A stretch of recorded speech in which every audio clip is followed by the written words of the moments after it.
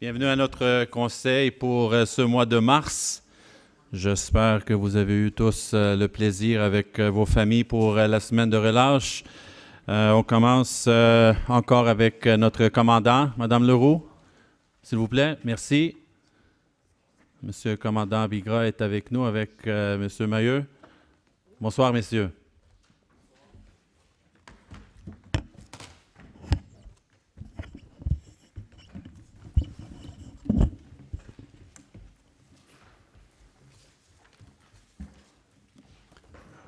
Bonsoir, Monsieur le maire. Bonsoir, Monsieur, Madame les conseillers. Bonsoir, Monsieur, Madame du public.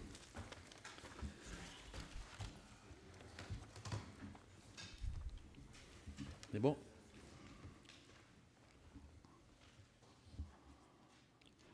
Alors, on a eu un mois de février, malgré la température, quand même assez tranquille. Au point de vue de la criminalité, si on compare à l'année passée, en 2018, le mois de février, on est encore légèrement en baisse au point de vue criminalité.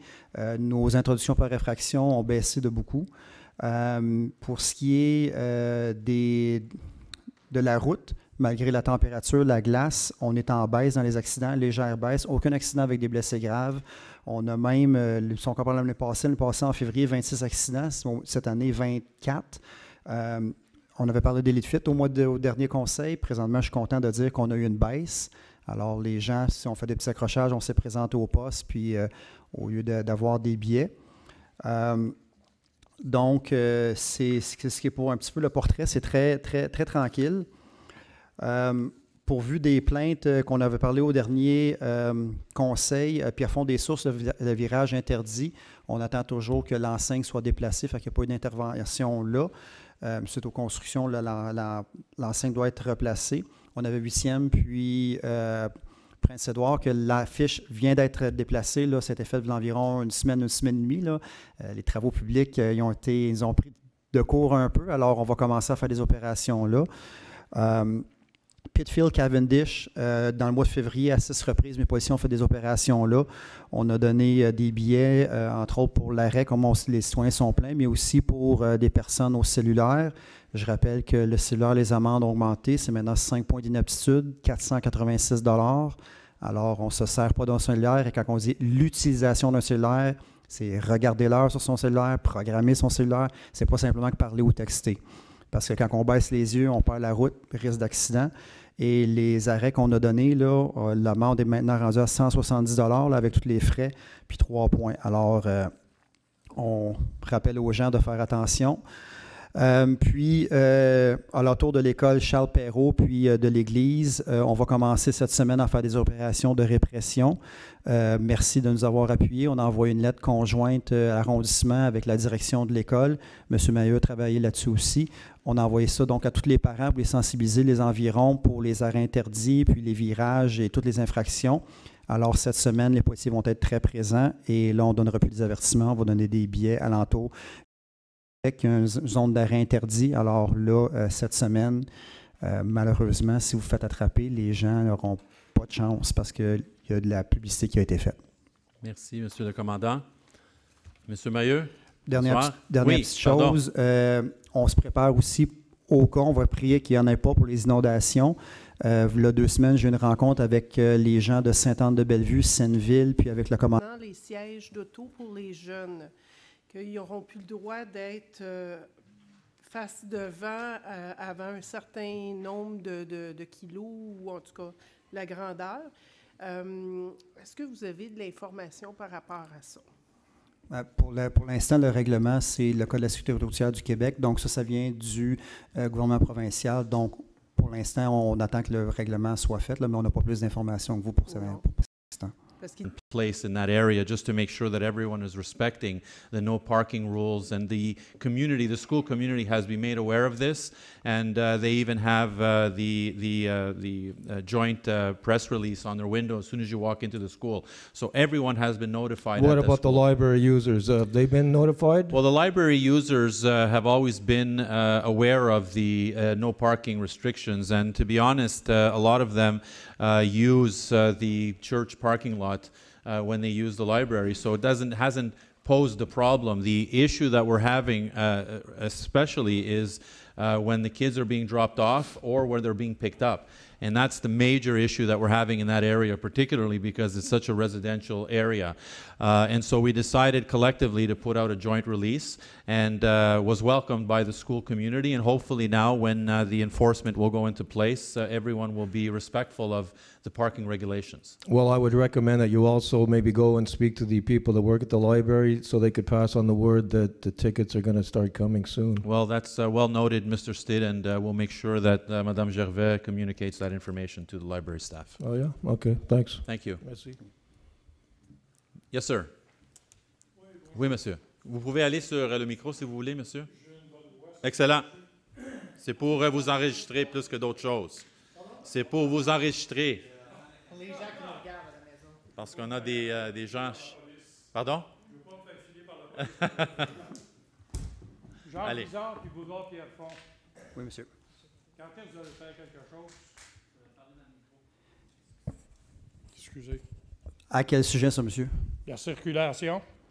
Le matin, là, entre 7 et 9, les gens n'ont pas le droit de continuer sur Somerset. Je le sais que ce n'est pas votre département, mais c'est le bordel. Puis quand on arrive à Jacques-Bizard, au coin de la Caisse populaire, il y a au moins 2 à 3 voitures à toutes les lumières qui arrivent du nord qui passent sur la rouge. C'est notre district, monsieur. Il y a beaucoup, je suis désolé, je vais les amener au prochain conseil. Je les avais amenés à l'île Bizarre, mais on est aux limites là, des 2 arrondissements, mais il y a beaucoup, le mois passé, des opérations qui ont été faites. Il y a beaucoup de billets qui étaient donnés. C'est une problématique qu'on connaît, que les gens sont obligés de soit tourner à gauche, tourner à droite, mais que malheureusement, qu'on tient tout droit. Il y a beaucoup de billets qui ont été donnés là et on va continuer à en donner. Je ne parle pas de continuer. Je parle quand les gens tournent, quand ils prennent Jacques Bizarre, nord qui arrive, puis ils veulent tourner Pierrefonds-Est. Nous autres, on attend pour aller sur Pierrefonds-Est. Là, c'est plein de monde. Il y a au moins 2 à 3 véhicules, au moins, à toutes les lumières qui passent sur la rouge, parce que nous autres, invertent. Fait qu'automatiquement, eux autres, un rouge. Oui, bien, comme je disais, on a donné des billets, puis on va continuer d'être présent là. Malheureusement, on ne peut pas être partout en même temps. Non, mais c'est une problématique depuis X nombre d'années. Ça n'a jamais été réglé. C'est ça, moi, qui est agressant, si on peut dire. Bien, on va continuer à faire des opérations. On peut en faire un bout nous autres mêmes. Là, chaque citoyen aussi, il faut qu'il se prenne en main. J'aurais beau donner des billets, si le monde continue à ne comprendre pas le message, mais on va faire des opérations, monsieur, on va être présent. Ils vont perdre leur licence, c'est tout. Éventuellement. Merci. D'autres questions de la part de nos citoyens? Merci beaucoup, messieurs. Merci. Et au mois prochain. J'ai quelques notes avant qu'on commence avec le Conseil. Je voulais juste souligner que le 17 mars, c'est St. Patrick's Day, so I'd like to wish our Irish community, not only here in Pierrefonds-Roxboro, but in Montreal, and all those who choose to be Irish on that day. We have the 196th edition of the parade taking place in Montreal, and it will start at noon in the center city, so I encourage all of you that have never been and who choose to go to take public transit and enjoy this extraordinary day that is meant to bring cheer and joy before the spring arrives, when it finally does. Je voulais juste vous souligner aussi qu'on reçoit le conseil, puis j'imagine le staff aussi, beaucoup de messages sur les médias sociaux quand ça concerne les opérations de la ville ou de l'arrondissement. Je vous encourage d'aller sur le site de l'arrondissement et de s'inscrire aux services offerts par les communications parce que c'est la meilleure façon de communiquer avec l'arrondissement et aussi le 3-1. Je comprends aussi avec le déglaçage, avec la température, le 3-1, j'ai fait le test moi-même, puis j'attendais une demi-heure avant de parler à quelqu'un. Je vous encourage d'utiliser les outils qui sont mis en place pour vous et de vous aider à communiquer avec les responsables à l'arrondissement. Vous pouvez communiquer avec nous n'importe quand aussi aux médias sociaux, mais c'est nos médias sociaux personnels aussi, puis on n'est pas tout le temps sur Facebook, Twitter, Instagram et autres. On a l'application aussi sur les téléphones. J'avais mentionné ça la dernière fois. C'est très, très, très facile. Quand même, c'est limité parce qu'il ne laisse pas d'espace pour mettre des commentaires nécessairement, mais vous avez des espaces pour souligner soit des nids de poules, soit la glace, etc. je vous encourage, pour ceux et celles qui ont des smartphones, d'aller avoir cette application. La première application de paiement en ligne entrera en fonction le 8 avril prochain et les propriétaires d'animaux pourront effectuer le paiement des permis animaliers en ligne plutôt que de se déplacer au BAM. Surveillez les annonces qui seront faites à cet effet dans les prochaines semaines. Une autre question que j'ai eue aujourd'hui, quelqu'un avait appelé l'arrondissement pour demander si le permis, ou pas le permis termine durant la fin de semaine. Qu'est-ce que je fais si je ne peux pas avoir le nouveau avant lundi, si quelqu'un m'arrête puis j'ai une contravention? J'encourage la population, comme les permis de licence de conduire, de planifier en conséquence et de se préparer, de faire ça à l'avance et de ne pas attendre dernière minute. Et maintenant, on a mis les permis en ligne pour ceux et celles qui ont des animaux. Our flooding prevention, we created a booklet last year following the floods of 2 years ago. I would encourage the residents that have them to refer to them in terms of the responsibilities, the roles and responsibilities of each citizen when it is protecting their property. Les dépliants sont disponibles aussi au bureau d'arrondissement. Et le 9 et 10 avril, le service d'incendie feront la porte-à-porte dans des secteurs pas problématiques, mais visés au niveau des inondations. Et je vous encourage encore d'aller en ligne. Je ne sais pas si le document est disponible en ligne, mais je vous encourage aussi d'aller en ligne, regarder le dépliant, just to remind us on all of the actions that we can take as regular citizens in terms of preventing major issues affecting your homes. Encore, le samedi du citoyen continue avec les élus. Je pense que M. Langevin était là la semaine dernière. Je suis là le 23 mars. Je ne sais pas les autres, le 30, M. Langevin encore, mais je vous encourage aussi pour ceux et celles qui nous regardent, qui n'ont pas la capacité de venir ici aux séances du Conseil, de venir nous voir personnellement dans nos bureaux les samedis du citoyen entre 10h et 13h. L'autre chose que je voulais souligner, pour ceux et celles qui ont vu sur les médias sociaux encore, on prépare quelque chose pour annoncer que l'arrondissement a été choisi pour un prix à l'Union des municipalités de Québec pour le mérite ovation municipale, qui récompense les municipalités qui, peu importe leur taille, leur population et leur situation géographique, se sont distinguées de façon originale par leur réalisation et les efforts mis en place pour innover, créer ou développer une activité, un programme ou un projet dans le but d'améliorer la qualité de vie de leurs citoyens et citoyennes. Je félicite nos équipes, Mme Blais et les équipes de communication, Monsieur le directeur d'arrondissement aussi et les autres, parce que ça prend un travail d'équipe pour le programme que nous avons ici à Pierrefonds-Roxboro, le seul arrondissement, le seul ville, de qu'est-ce que je sais. On s'occupe de vous. Vous avez déjà vu les dépliants un peu partout et sur le site web. On est très fiers et je pense au début mai, le concours, c'est pendant le colloque UMQ et les gagnants vont être annoncés, j'imagine, cette fin de semaine. Bonne chance à vous tous et à nous tous. On est très fiers de ça. C'est 15 ans que le mérite ovation existe. On est très fiers d'être souligné comme finaliste. Je voulais aussi parler brièvement du REM. Vous savez, ça fait depuis longtemps que l'arrondissement et moi, personnellement, je communique avec les responsables, l'agence responsable du REM, pour avoir une séance d'information à l'arrondissement, pour au moins informer les gens. Informer les gens parce qu'il va y avoir beaucoup de changements à partir de la fin de l'année. Déjà, on a des changements à faire, surtout avec la coupure les fins de semaine, mais aussi avec la fermeture complète du train à la fin de l'année. Je sais que l'agence avait annoncé quelques mesures de mitigation il y a 1 semaine ou 2 semaines, mais je vais vous dire que c'était global au niveau d'approche.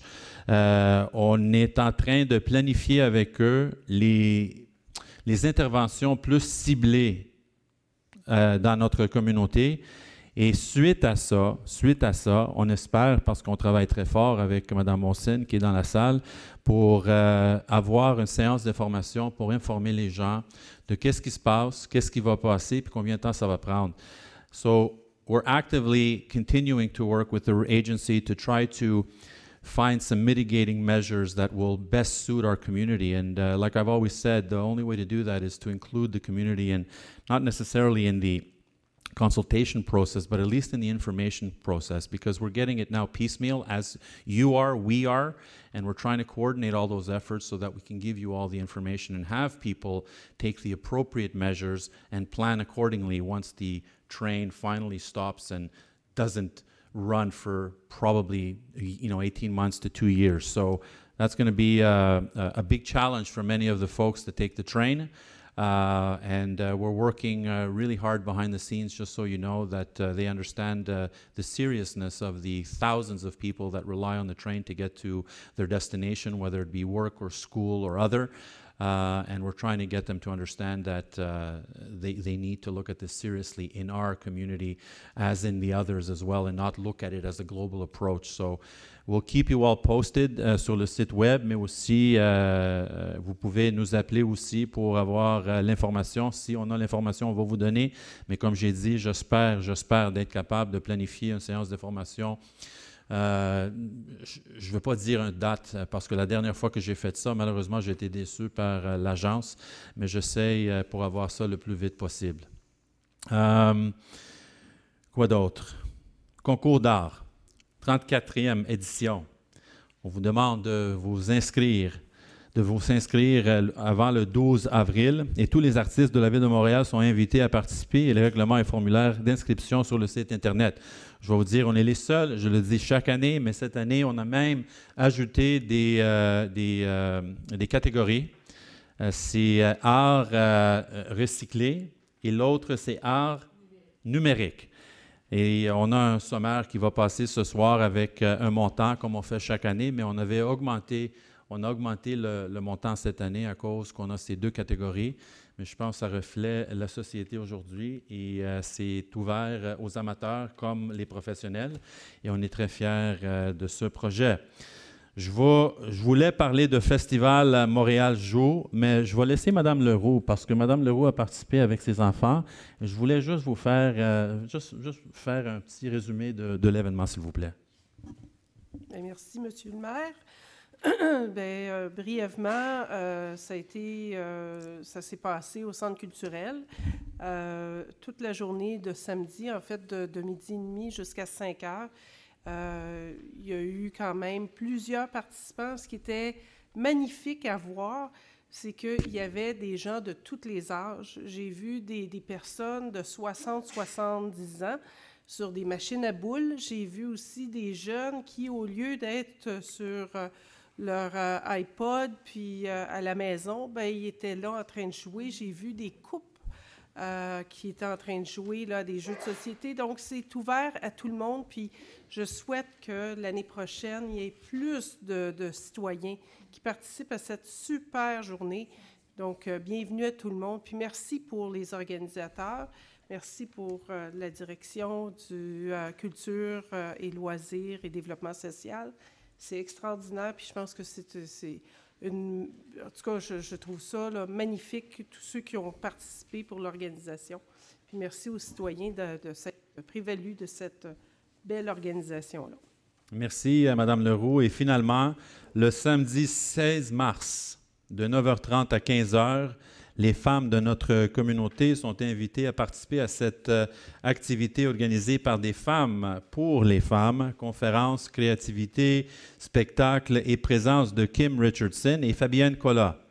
Et je vous demande de vous inscrivez-vous sur le site Internet de l'arrondissement. Je pense qu'on a quelques places disponibles encore. Et Mme Catherine Clément-Talbot et Mme Leroux vont vous accueillir sur place cette journée-là. On va essayer... nous, de venir vous voir aussi le matin très tôt, mais on va vous laisser jusqu'à 15 heures profiter de cette activité et ses conférences très, très, très, très intéressantes. Sur ça, je vous laisse Mme Corbeil. Merci. Alors, mesdames et messieurs, permettez-moi de vous rappeler que certaines règles s'appliquent lorsque vous intervenez devant les membres du conseil d'arrondissement. Tout intervenant doit s'inscrire avant la séance du conseil de façon à avoir le droit de poser des questions limitées à 2. Lorsque vous posez votre question, vous devez obligatoirement vous adresser au maire qui préside la séance et non directement aux membres du conseil. Votre question doit être claire et précise, sans préambule. Vous devez être poli et respectueux envers les membres du conseil. Si vous ne respectez pas ces règles, vous serez invité à vous retirer et à quitter la salle du conseil. La prise de photos, de vidéos et les enregistrements sont interdits sans l'autorisation du maire. Ladies and gentlemen, allow me to remind you that certain rules apply when you address council members. Each individual is requested to register prior to the council meeting in order to have the right to ask questions, not exceeding 2. When addressing the council, you have to direct your questions solely to the mayor presiding over the council meeting and not directly to any council members. Your question has to be clear and precise without preamble.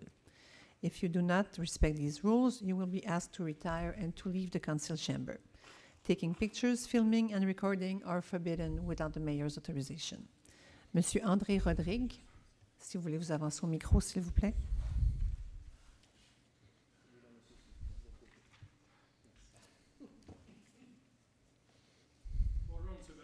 Monsieur Rodrigue, ça va bien?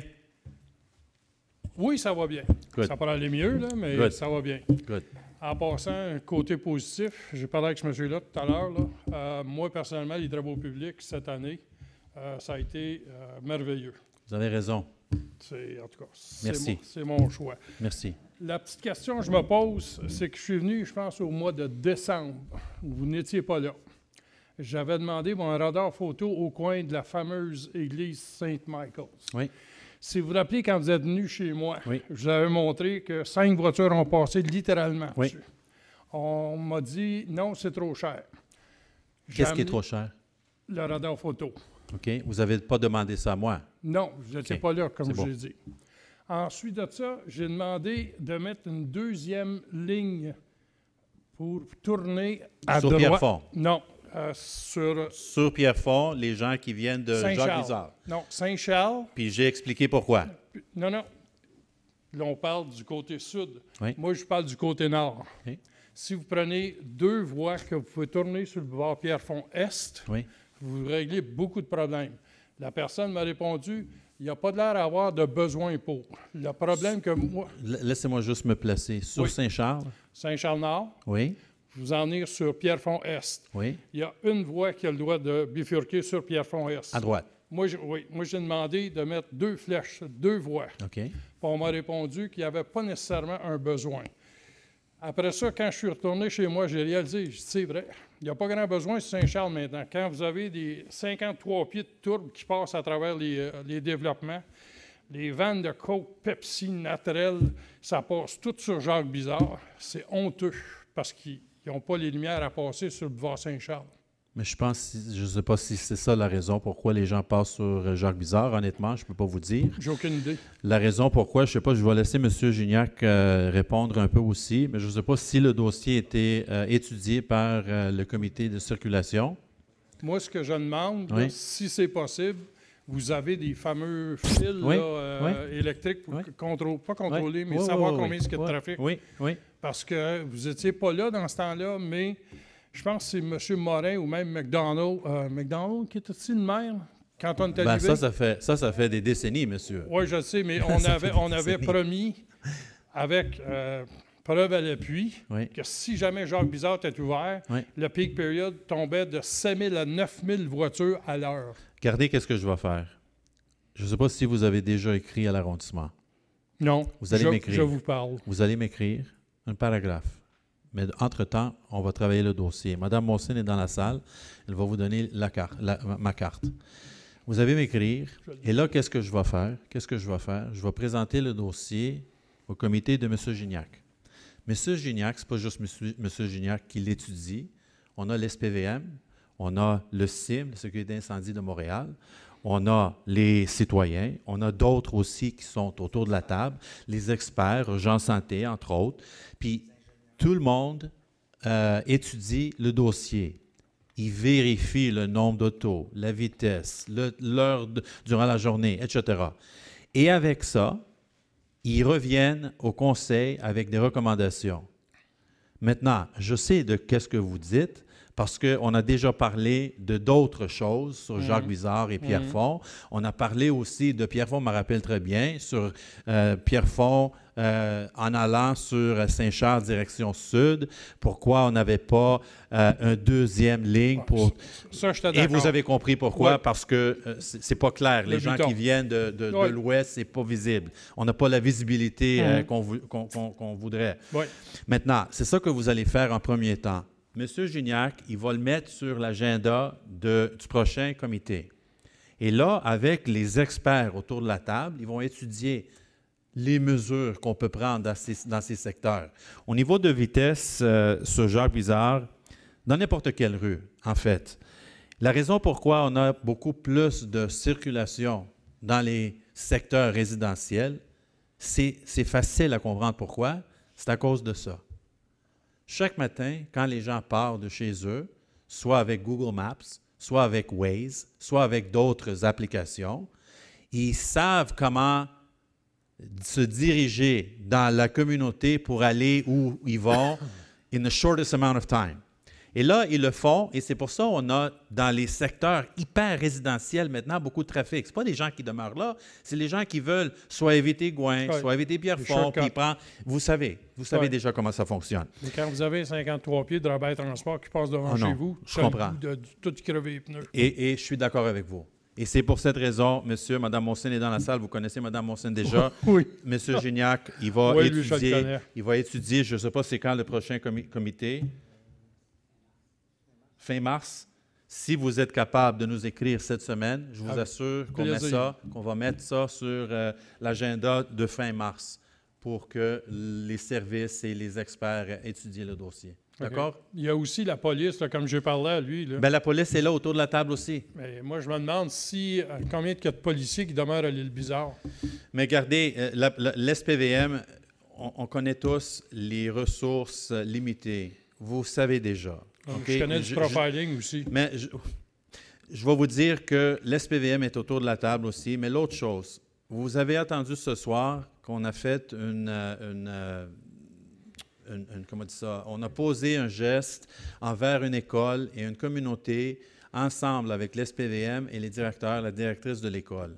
Parce qu'on avait un problème et là, on a embarqué tout le monde ensemble puis on a envoyé un document aux parents. Maintenant, si ça ne change pas, la police va être là. Et c'est la même chose dans les secteurs comme votre secteur et d'autres secteurs problématiques comme on a un peu partout sur le territoire. C'est sûr que la police ne peut pas être partout. Non, mais j'avais déjà parlé à deux officiers de police du poste 1 qui étaient en train de jaser avec un policier du poste 4. Puis j'ai dit, vous ne faites pas de prévention? Il m'a regardé, il dit, monsieur, il dit, nous autres, c'est pas notre rue. Il dit, on n'a pas d'affaires ici. Mais vous savez que le commandant, finalement, on a un commandant qui demeure dans notre arrondissement. Il demeure à Pierrefonds? Il demeure dans l'arrondissement. Et ça veut dire qu'enfin, on a quelqu'un, puis les autres aussi ont fait un travail exceptionnel aussi, je peux vous dire. Mais le commandant qu'on a présentement, il demeure dans la communauté, puis il connaît les secteurs très bien. Et pour ça, et moi, je vais l'appeler demain. Je vais l'appeler demain pour lui rappeler de la conversation que vous avez eue aujourd'hui. D'accord? Le coin Jacques Bizard puis Pierrefonds aussi. Je sais. Non, mais toutes les problématiques qu'il y a là, moi, c'est ça qui me surprend, qu'il n'y ait pas de radar photo là aussi. Parce qu'il y a tellement d'aggravations, ça n'a pas d'allure. Bien, c'est Sainte-Geneviève un peu plus haut, vous savez. Je n'aime pas de Peu importe le territoire, on a un problème ça dans vient ce du secteur. Nord. Effectivement. Merci beaucoup. Qu'est-ce qui beaucoup. arrive avec la 440? Vous savez, avec l'administration de Montréal, ils ne veulent pas la 440. Oh, mais elle va débarquer l'an prochain. Bien, on ne sait jamais, monsieur. Merci beaucoup. Bonsoir. Merci. Bonsoir. Monsieur Chris Eustache. Mr. Eustache, good to see you this evening. I'm just going to ask you respectfully to be a little more brief than we were last month. That's all I'm asking you tonight. Because I know the file. I just want to know what your question is, sir. Thank you, Mr. Chairman. Thank you, Madame Corbet. And Mr.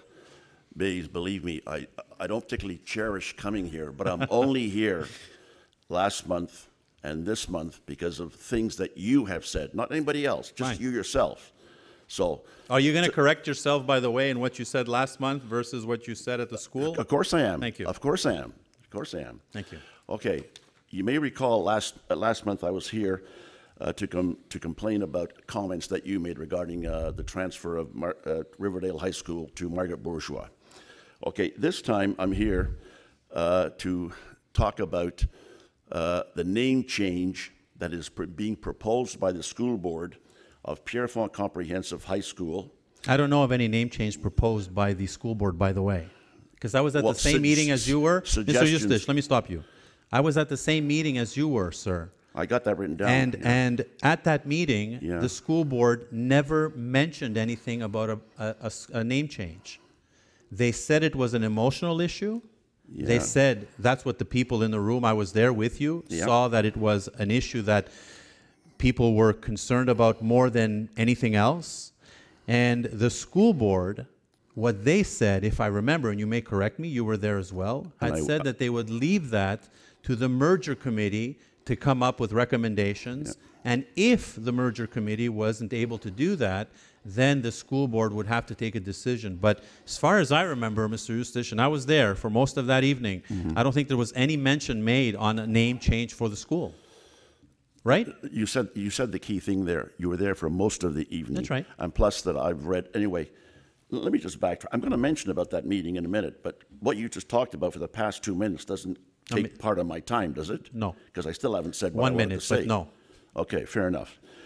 Okay, as you know, there's an expectation that the students from Riverdale that are being displaced will be going to Pierrefonds Comprehensive High School, only because it's the closest school to Riverdale High School. As you are aware, there's been or you may be aware, a governing board resolution from Pierrefonds Comprehensive. I'm not aware. You know, well, you are aware now. It's written down. Look at their minutes. And this is only because of the idea that came from the school board to create a merging committee. Now, right away, when you start something in that process, a process follows. So you get a governing board resolution. That's 1. 2, you got letters to the editor written. 3, you have a petition that has over 3,500 comments. And respectfully. Respectfully. No, respectfully. What does that have to do with me here as mayor of the city? I'm going to tell you right now. Thank you. If you give me a chance. Thank you. Okay. The 3,500 signatures and people belong to your community about that school. Okay? They do not want a name change. They gave a lot of reasons. But, sir, I'm going to explain. Have you heard me say that I want a name change? Have you heard me say that I want a name change? How am I involved in the name change of PCHS when it regards Riverdale? Could you give me another? Well, no, I'd like you to get to your point as fast as you can and then ask your question. 90 seconds. And when I ask you the question, I hope you answer it. Thank you. Okay. All right. Now, part of the comments are that, and by the way, and the fourth thing, the meeting that was there about 10 days ago, you were there, I was there, and you heard exactly the dissatisfaction about that name change business. Okay. Riverdale students have a choice to go to that school or any other school. We have no idea how many students will be going to, will pick Pierrefonds Comprehensive. Comments have been written that this is going to cost a lot of money for taxpayers because they have to change certain things, a new proposed name, and this is the key word there, a proposed name or names. And what people have basically said is that the board did not follow the procedure properly by creating this merging committee. What's your question, Mr. My question is this. Yes. You, as a private citizen, I guess, and as mayor of this community, you have a very loud voice. You took it upon yourself to go against the hundreds of people at the school 10, 12 days ago, 3,500 signatures, a governing board resolution, by writing in a blog the name of what you want the school to be. That I want? That what you wrote. What I wrote was what residents have been telling me, Mr. Eustace, and if they didn't want to listen to me. Your name, sir. No, I'm going to stop you. First of all, I'm as concerned about this transfer of students because the one element that no one is thinking about here, aside from all the politicking that's going on, whether it's through the school board and I don't know where you want to go with this, the people that have been forgotten in this whole merger, in terms of any communication, sir, Please don't is the tell me students. please. Is the students. Yes, we understand that. You understand that? Oh, very clearly. Do you understand Very that the clearly. people at Riverdale, when this decision was imposed on them, Yep. none of them were consulted, Mr. Eustace? Do you know that? Okay. Well, I'm telling you, my responsibility here is to listen to the citizens.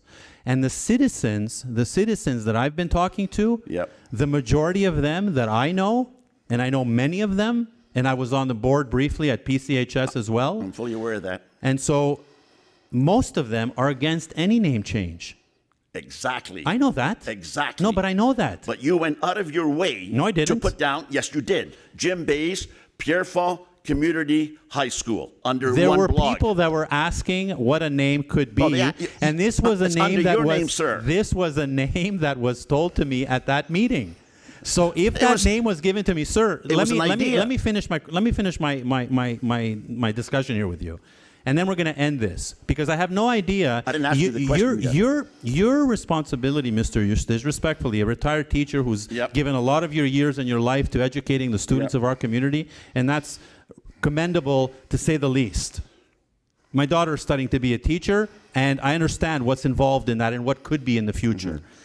But having said that, the forum, Mr. Eustace, that you are choosing to fight this battle is the wrong one. It's only because of your comments, sir. You weren't. I The didn't same make as the that comment when I last was. month. I did not make that comment when you were here last month, Mr. Eustace, Last or the month month you talked before about that, or 2 months mishandling. before that. So what I'm telling you is, what I would respect that you do is that you direct some of that energy towards the people that are there to make that decision. And if residents have been telling me things that maybe I'm not hearing from you tonight, that's their prerogative too. That's if right. there are people that are for or against, that's their prerogative. This- I think that the committees that were in place or are in place, along with the school board and the school communities, I believe are the best place to make any decision like that. So I don't understand what your line of questioning or your commenting tonight is. Is this working? My line of questioning is, Yeah. you have a governing board of Pierrefonds Comprehensive saying no. You have 3,500 signatures saying no. You have hundreds of people, most of them, saying no. So then it would be no. They want this. So then it would be no. They want this. Mr. Eustace. But then Mr. Bays, Mr. Eustace, I'm sorry, I'm going to have to cut you off. No, I'm gonna cut you off right now.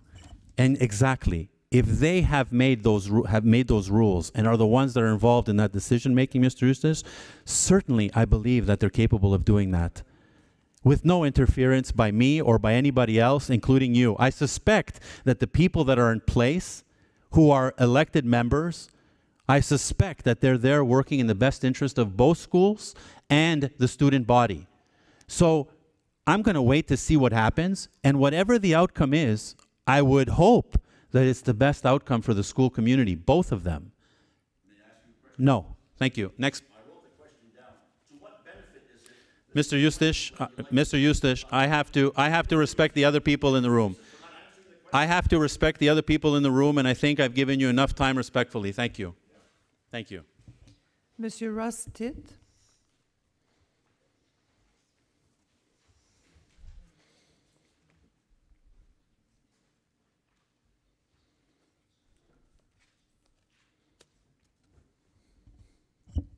Good evening.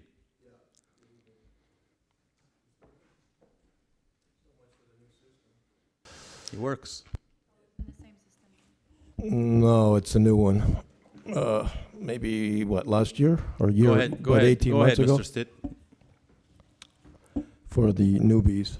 Last month I asked you, how did this council, why didn't it have a better oversight over Lavacon, the contractor that is building our library, regarding his alleged overbidding up to 15%. He was charging, actually, the subcontractors. You denied any responsibility. You said that because of your government had set up the Inspector General and it was caught. No, what I said was, Mr. Stitt, was that file was being managed by the Center Services in Montreal.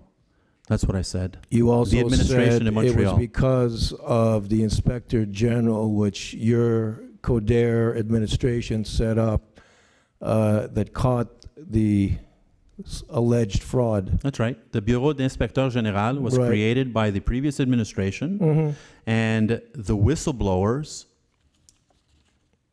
allegedly had that forum to go and present their case. And in that way, that's what was discovered. So as you know, that file was being managed by Montreal.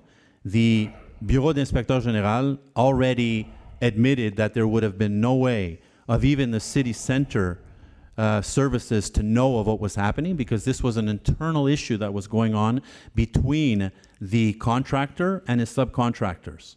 So what's your question, Mr. My Stitt? question is, I hinted on the ever-rising cost of the library. So my present question is, what is the cost of the library? The original estimate was $17.5 million. Louis Poulin of APRPR stated way back when that he thought it was $18.4 million, which had become $23 million back in January 20th, 2015, according to the Gazette article. And all of a sudden, it increased up to $24.5 million. That's the number everybody likes, the present number everybody likes to toss around. So my question is, what's the present cost of this library? Does anybody know? Madame Gervais? And if you don't know, why don't you know? Madame Gervais, avez-vous le... We'll get back to you, Mr. Stitt. But you're in the neighborhood Which neighborhood? of the 24 million. 24 million? Yeah. Because don't forget, the $500,000 was added to oversee Lavacom. That was decided by Montreal, a decision that was made by the administration in Montreal, that they decided, I believe, at the executive level, to put that in place. The $500,000, the 550,000? I That believe was that's what voted it on was. here at this council, I believe. No, it wasn't. Yes, it was. It was voted on at this council to oversight the contractor Lavacom because you didn't trust him and you Yeah. wanted oversight. Yeah. The money was all coming from Montreal that we I'm had not to talking pass a about the resolution. money, I'm talking about the we had to pass a resolution. resolution in order to have a better control of what was happening at the library.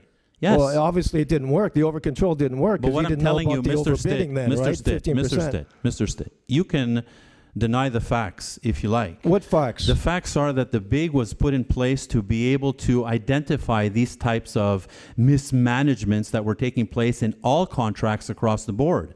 And the BIG stated clearly, Mr. Stitt, the file that is being managed by Montreal, there was no way of them, with the safeguards in place, there was no way of them knowing anything because those decisions were internal decisions and agreements made by the contractor and his subcontractors.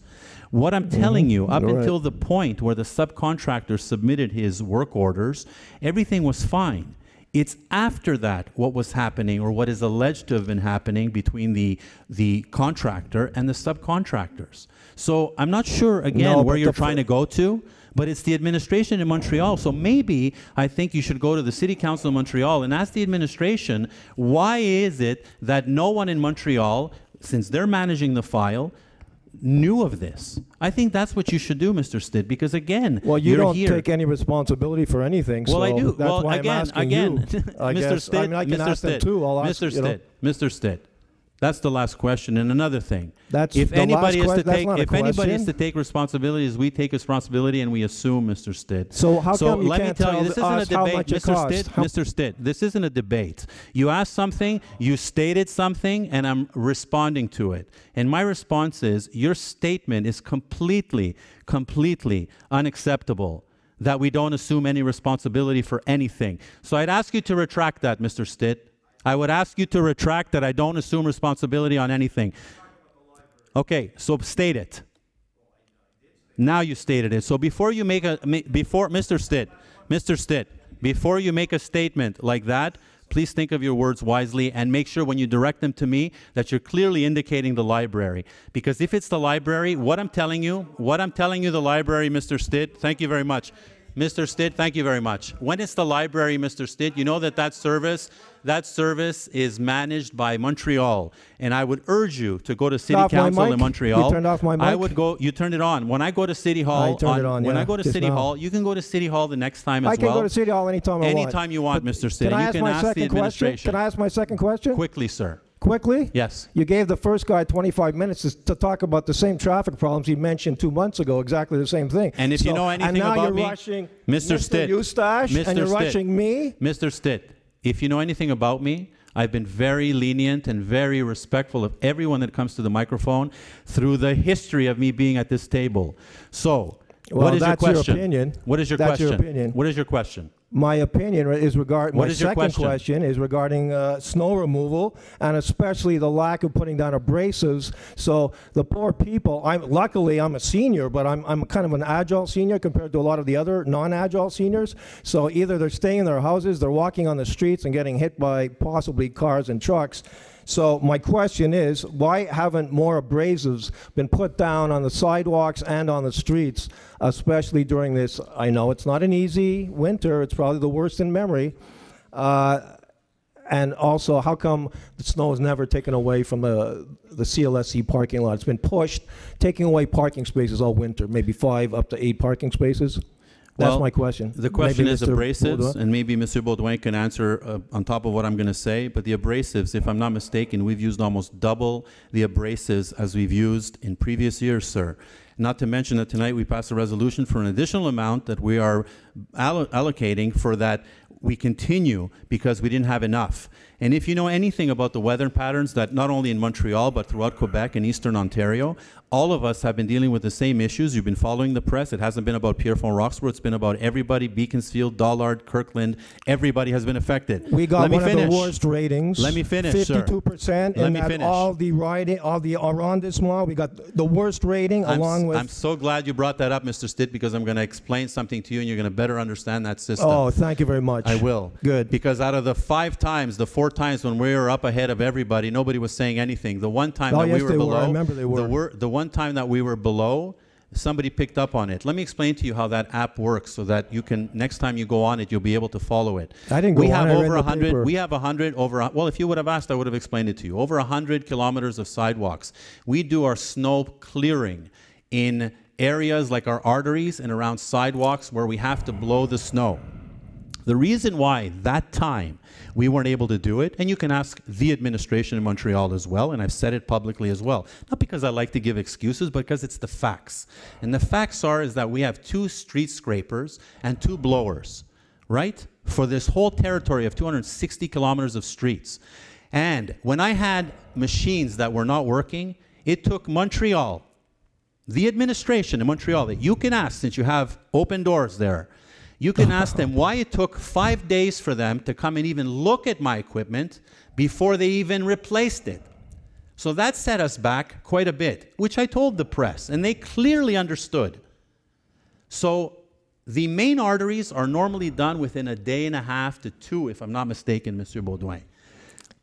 4 days it takes a total. No, but what you're talking about, Mr. Stitt, is not the snow blowing on the street like yours, for example, where we open up the street. It's the picking up of the snow primarily between the sidewalks and the street when we have that little bit of snow that accumulates. And so what happens is we blow it, and if something doesn't work, one of our 2 blowers doesn't work, especially with the amount of snow that we had, which was the equivalent of 3 major snowfalls, with 2 blowers that couldn't work independently but had to work in a convoy because one wasn't enough to pick up all the snow, so the second one would follow. Once a machine breaks like that, Mr. Stitt, once a machine breaks like that, we're done for a couple of days. And that's exactly what happened. And since all the contractors were working everywhere throughout the island, we couldn't get any more. But we've been told that we will be getting more blowers as of next year. So that's the explanation on that one. Where some boroughs have 8 and 10 and 12 blowers, I only have 2. And my services, Monsieur Baudouin and his team, and our blue collars, who have done, Mr. Stitt, an extraordinary job under the conditions, dealt with an issue at that time that they resolved after 5 or 6 or 7 days, not under our control. but was resolved. And once it was resolved, it was business as usual. But this winter for everybody has been challenging. So I'm glad you brought that up because I wanted to explain that. On the sidewalks. I mean, more even than the streets. Thank you, Mr. Stitt. I appreciate that comment, and it's noted by Mr. Baudouin. Thank you. Thank you. Est-ce que je peux avoir une 15 minutes? Merci. Merci. Monsieur Élie Abou-Khalil. Peut-être que monsieur a quitté. Monsieur Spoon-Stuart.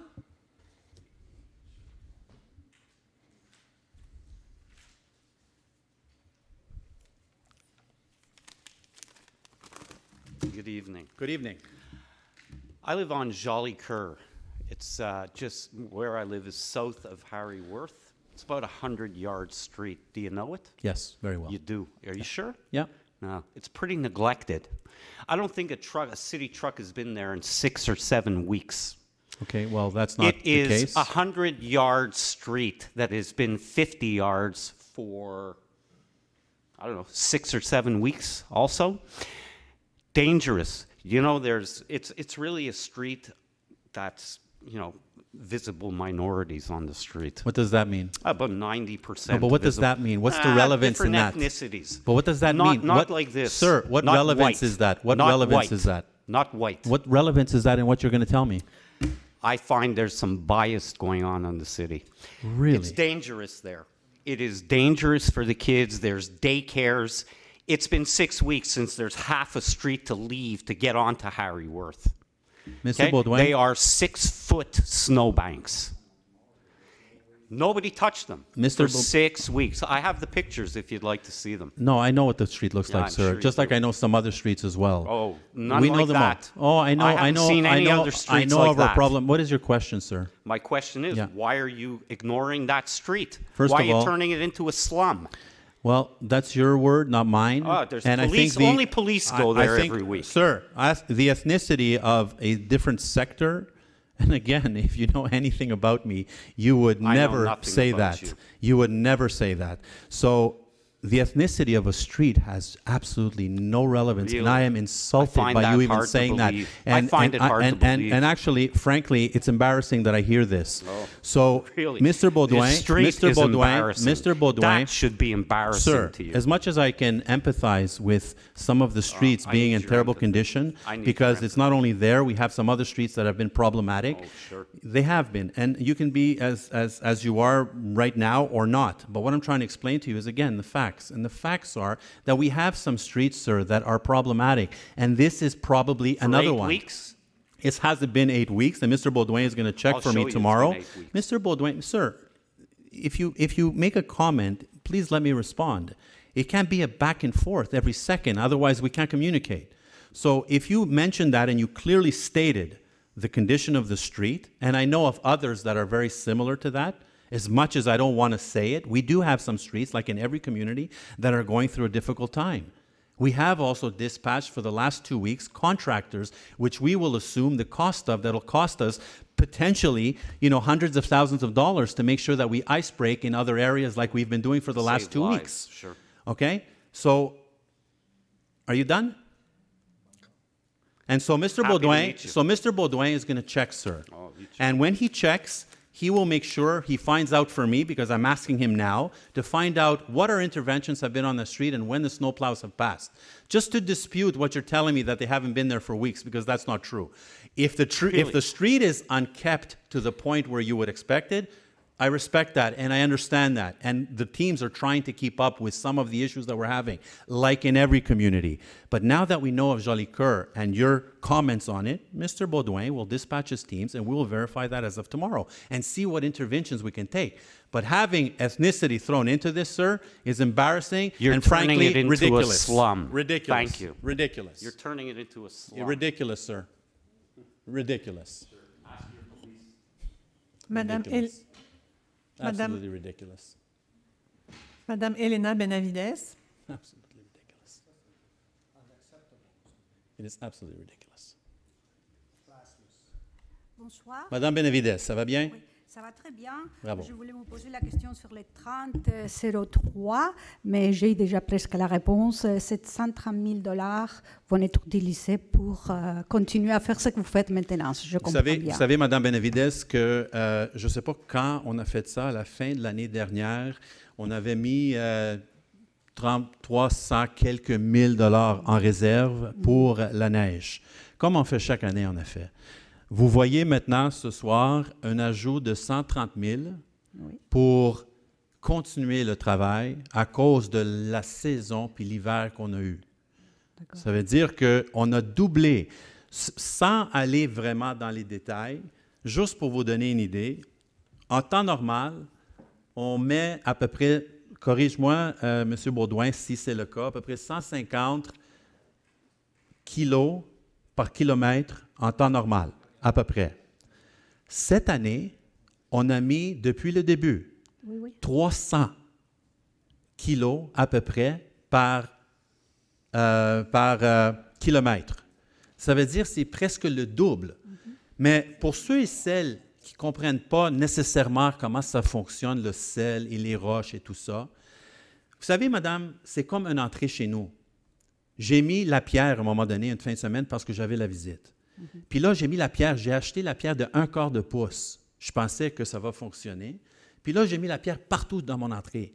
Si vous passez voir mon entrée, madame, c'est plein de glace. Et vous savez sont où les pierres? Parce qu'avec le soleil, la pierre a rentré par un trou, comme le sel fait. Si on n'a pas d'auto, si on n'a pas de personnes qui marchent, etc., ça rentre dans le glace. Puis après, avec la température la nuit, quand ça gèle, ça regèle, ça gèle comme une patinoire.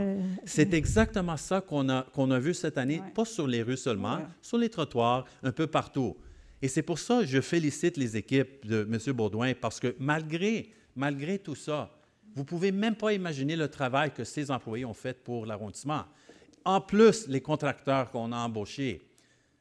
C'est juste pour vous donner un aperçu de qu'est-ce qu'on fait. Oui. Je peux vous dire, c'est la première année depuis que j'habite ici que mon tout à l'égout est fermé. J'ai toujours été capable de les garder ouverts, même quand on a eu... de garder quoi ouvert, madame? Les tout à l'égout. Oui, qui est juste c'est pas chez moi, c'est dans la rue, mais je les garde. Les puisards. Toujours ouverts, sauf cette année. Effectivement. Même quand on a eu les verglas, j'ai réussi à les garder ouverts. Oui. Pas cette année. Mais effectivement, madame, vous avez, je vais vous dire, je ne voulais pas le dire, mais j'étais la semaine dernière à Nepean, Ontario, avec ma famille, avec mes enfants. Et là, j'ai fait exprès pour aller dans les secteurs résidentiels de Nepean, Ontario, qui est juste à l'ouest d'Ottawa. Vous savez, c'est exactement la même chose, parce que la glace a fondu, la neige a fondu, comme ici, puis là, c'est gelé vraiment 5 pieds du trottoir. Où sont les puisards. C'est exactement la même chose. Mais vous savez, M. Baudouin et l'équipe, ils le font, ils les dégagent, mais pas assez vite ou parce qu'on n'a pas les ressources, pas juste nous, comme n'importe quelle ville, arrondissement sur l'île de Montréal. On est dans la même situation partout. Et c'est pour ça que j'encourage les gens d'aller vraiment sur le site et avoir l'application et de signaler quand on a un problème. Et à ce moment-là, ça rentre tout de suite dans le système. M. Baudouin et les équipes, les communications, l'arrondissement, nous les élus, on sait tout de suite qu'est-ce qui se passe sur le territoire. On peut envoyer quelqu'un pour vérifier si les gens sont disponibles tout de suite. Mais au moins, on a un record de toutes ces entrées. Mais vous avez raison, Mme Benavides, je suis complètement d'accord avec vous. Oui, on a des problèmes un peu partout. Je n'appelle pas, c'est mon voisin qui a appelé et ils ont dit début mars, qu'ils viendraient début mars. C'est ça qu'ils ont dit, Mais bon, normalement, c'est que chaque année, ils viennent fin février ouvrir la rue. Ça veut dire qu'ils mettent sur nos propriétés. Ils ne prennent pas dans les camions, sauf devant les entrées. Ils viennent la fin février agrandir la rue. Cette année, ils ne sont pas venus. Madame Benavides, je vais vous couper. Vous avez tout à fait raison. Et la raison pourquoi je ris un peu, c'est parce qu'en temps normal, on essaye de passer 1 fois, 2 fois par année si on est capable. Si on est capable. Cette année, à cause de la température, à cause des interventions qu'on a à faire, les souffleuses qu'on a, les 2 que j'ai expliquées au monsieur, qu'on prenait pour faire l'ouverture de ces rues-là, comme la mienne, dans le fond, on n'a pas eu le moment ou la chance de le faire. Ce n'est pas parce qu'on ne voulait pas le faire, mais on est tous, même j'ai parlé avec les maires des villes liées, c'est exactement la même situation ailleurs parce qu'on n'a pas le temps nécessaire, disponible pour faire le travail régulier qu'on faisait avant. Cette année, c'est exceptionnel. Mais avec ce qu'on a eu cette année, je ne vais pas l'utiliser comme blâmer qui que ce soit, mais on a appris, comme les inondations, on a appris beaucoup avec qu'est-ce qu'on a eu cette année. Puis on va s'ajuster. On a fait déjà la demande pour d'autres équipements l'année prochaine à la Ville de Montréal. On était confirmé déjà quelques pièces d'équipement qu'on va avoir de plus l'année prochaine. Ça veut dire qu'on est en train de, oui, régler la situation actuelle, mais aussi de planifier pour l'année à venir. Parce qu'avec le climate change, comme on dit, je pense que ça va arriver encore. Et ce n'est pas la dernière fois. Ça peut-être pas l'année prochaine, mais ça va arriver encore plus régulièrement. Et il faut s'adapter à la réalité de ça. Mais on le fait, Mme Benavides, puis je suis complètement d'accord, même avec le monsieur, avec sa rue. C'est exactement la même chose dans certaines rues. Pas parce qu'on ne veut pas les faire, mais c'est parce qu'on n'est pas rendu là encore. Ça va arriver début mars. Pardon? On nous a dit début mars. Oh oui, puis on a la priorisation à faire, mais si c'est le cas, M. Baudouin va vérifier Jolicoeur et d'autres rues problématiques dans ce secteur-là. L'autre problème qu'on a, vous savez, c'est quoi, Mme Benavides? Et je ne veux pas cibler Jolicoeur, votre rue, ma rue, d'autres rues. On a des gens, je vais vous donner un exemple. Hier, on faisait le tassement de neige avec le peu de neige qu'on a eu. Vous savez qu'on a eu la difficulté de tasser la neige parce que les gens étaient stationnés partout sur les rues. La prochaine fois, je vais demander de prendre une vidéo. Juste avec ça, Mme Benavides, est-ce que vous comprenez combien de temps on perd avec ça? Je comprends très bien. Je les vois moi aussi. Et on fait la sensibilisation avec les coms, on fait des vidéos, on démontre aux gens comment c'est nécessaire de déplacer les autos, mettre ça dans les entrées. Mais les gens pensent que les entrées sont plus importantes que la rue. Parce qu'ils attendent après leur contracteur, j'imagine. Mais c'est juste pour vous dire, je comprends, madame, qu'est-ce que vous dites, Mme Benavides, je suis d'accord avec vous. On a passé beaucoup de notre temps sur le territoire. Je sais les rues problématiques qu'on a un peu partout sur le territoire, mais je vous assure que M. Baudouin et les équipes, ils font le maximum possible pour faire le travail nécessaire. Mais effectivement, ça va prendre un peu de temps, là, jusqu'à temps que c'est réglé. Je peux vous dire, pour notre rue, même votre camion qui venait livrer les sels avec les cailloux, il a été pris à l'entrée de notre rue, puisque le niveau des glaces était si haut qu'il glissait et il reculait. Donc, je pense qu'il a demandé, nous, on a fait les tours, puisqu'on ne pouvait pas rentrer par là, mais je pense que s'il est sorti, c'est avec l'aide de... Dans l'entrée, là, vous parlez? Dans notre rue, là, il ne pouvait pas monter. Donc, il était pris là. Le chauffeur est descendu voir qu'est-ce qui s'est passé. Vous n'êtes pas seule, Mme Benavides. C'était arrivé un peu partout. Comme la hauteur, maintenant, ça a été réparé, mais la hauteur était incroyablement haute. Je sais, et c'est noté. Et j'empathise avec vous, Mme Benavides, parce que je comprends la situation. Mais bon, je comprends. De toute façon, je les vois moi-même, les problèmes. Je voulais juste, si vous pouvez nous expliquer les 40-01. Je comprends, je l'ai relu 3 ou 4 fois. Pardon, le 40-01. Je n'arrive pas à comprendre. Si vous l'expliquez maintenant, mais ce sera déjà fait pour tout à l'heure. Madame... je n'arrive pas très bien à Madame comprendre. Corbeil, est-ce que vous pouvez expliquer à Mme Benavides c'est quoi le 40-01, s'il vous plaît? C'est juste que je lis. Juste en termes légaux, qu'est-ce que ça veut dire? J'ai relu, et je n'arrive pas à bien saisir qu'est-ce que vous voulez nous dire.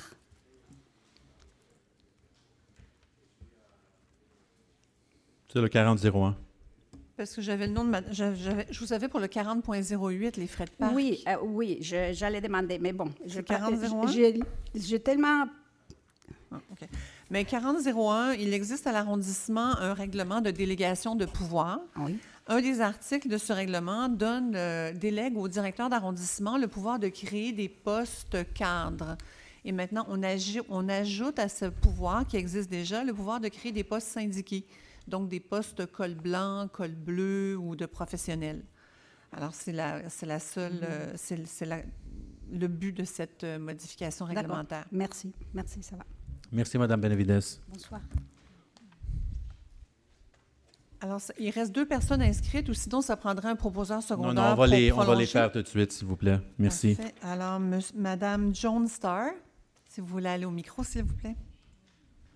Bonsoir, Canis. Good evening. Good evening. Unlike a lot of people, I'm going to start by saying somebody forgot their glasses. That wasn't part of it. She would have come back. I'm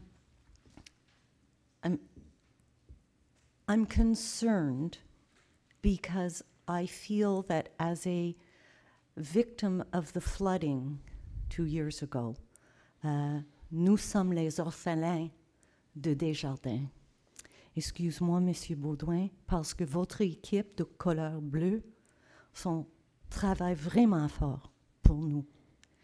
Les décisions faites par les têtes de Conseil, peut-être c'est pas toujours dans le bon sens pour nous. I had the pleasure of meeting you on Mother's Day during the flood. You as well, Madame Costanqui. We have 18 and 20-wheeler trucks packing it down and packing it down. We had 9 members of our street with pickaxes to open 7 driveways because people couldn't get into their driveway. People have ripped their bumpers off. They've taken the bottom of their cars off. There's only so much. So, Mrs. Starr, what is your question, ma'am? When are you going to help Desjardins? Well, well, first of all, they're gonna. They did the ice. Yeah, you last see? week, yes, right. they did the ice. And there are some streets, as you heard from a gentleman earlier, that haven't been done yet. And there are some streets that won't be done for another week. For example, the border that you're talking about, whether you have a curb or not, like I don't have a curb. I have a curb, for example, and I have a good 8 inches to get into my driveway because my street was done recently, and my driveway is a good 8 inches higher than the street was. So I get in because I have a larger vehicle. But my daughter, who has a smaller car, sometimes has trouble, so she has to run into it. So I had to go out, if I can explain, with a bit of snow and create a little ramp, if you will, for myself to get in. So I understand the problem. The issue of you having your driveway higher, there's nothing that we can do for that because the street is the priority for us. The driveway, I don't know if you have a contractor that does your driveway, but the contractor... My contractor couldn't get my driveway down to the asphalt or to the pavé. Mm-hmm. He left it the way it was. It froze too fast for him to come back. It created the issue that we all have on our driveways today. And then when the city goes by, it creates that sidewalk, if you will, that you have to go up over. We understand that. There are people that have told us that they've put salt. There are people that have told us that they've put snow to create a little ramp. They've been pretty creative, I have to tell you, in the way that they've built this up so that they get into their driveways. But there's nothing that we could have done because you can't shave the ice on an angle like that. Regardless, why then does Versailles Street look like you cleaned it with a feather duster?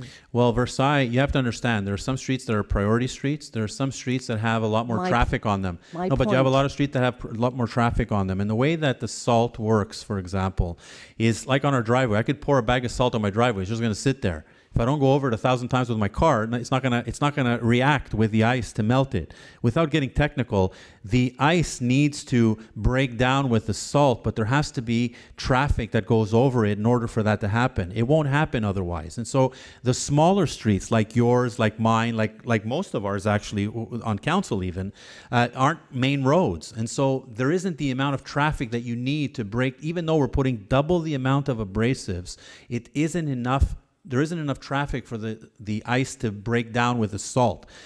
That's one of the major issues. And not to mention the type of winter that we've had. These crews have been going around continuously breaking the ice, but it's causing now this additional issue that we have for folks that can't get into their driveways properly. So we understand that. And if this has been a recurring problem on Desjardins, in terms of the sewer, for example, in terms of the slope, how it collects in that area, that's something that Madame Castonguay can look at. That's right. And so that's something we need to address because this can't be a recurring thing. The ice is something that, unfortunately, we've had to deal with this year. And that's great. So aside from the ice and this year, I would like to have the confidence of somebody on this esteemed staff to tell me that Desjardins, in general, and my situation in particular, will be addressed this year. It's 20 years. I pay my taxes. I'm treated like less than equal. So I'd like some help. Well, thank you, Mrs. Starr, for coming. And again, the services have noticed, and whatever they've addressed to date, they have, and whatever we do as we move forward, we're going to make sure that we try to do whatever we can for you.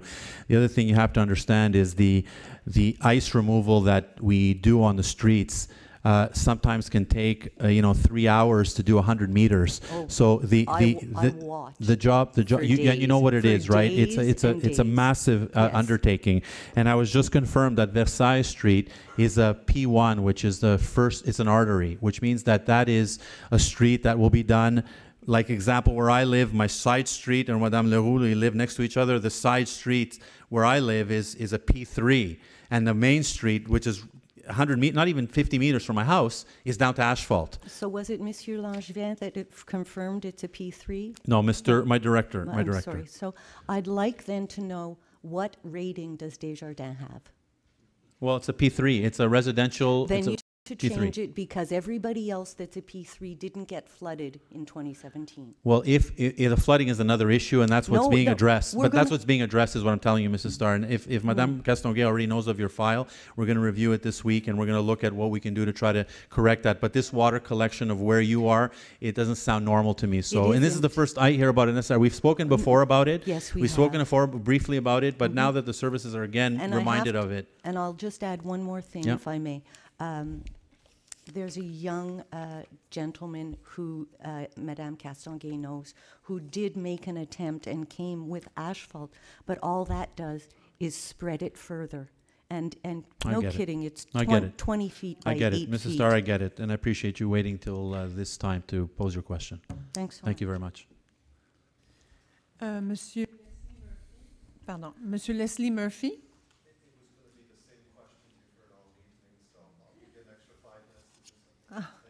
OK, thank you. sir. Alors, on peut passer à l'adoption de l'ordre du jour. Il y a eu quelques modifications, donc je vais en faire la lecture. Il est proposé que l'ordre du jour de la séance ordinaire du Conseil de l'arrondissement de Pierrefonds-Roxboro du 11 mars 2019 soit adopté avec le report des points suivants à la séance du 8 avril 2019. 40.06, dérogation mineure au 13 235 rue London. 40.07, dérogation mineure au 5065 rue Lorrain. Et avec l'ajout des points suivants, 30.04, affectation du surplus, sel de déglaçage et granulat, et 30.05, convention de bail Vanilla Twist, kiosque café de la nouvelle bibliothèque. Donc, ça prendra un proposeur, un appuyeur. 1004, c'est ça, Madame Corbeil? Est-ce qu'il restait une question de Madame Bond, Madame Corbeil? Oh, sorry. No, Sorry, I have Mrs. Bond. two more person. I thought Two more that there people? was only two Okay. remaining. We're going to this is a very short council. We'll just read it through, and then we'll take your questions at the end.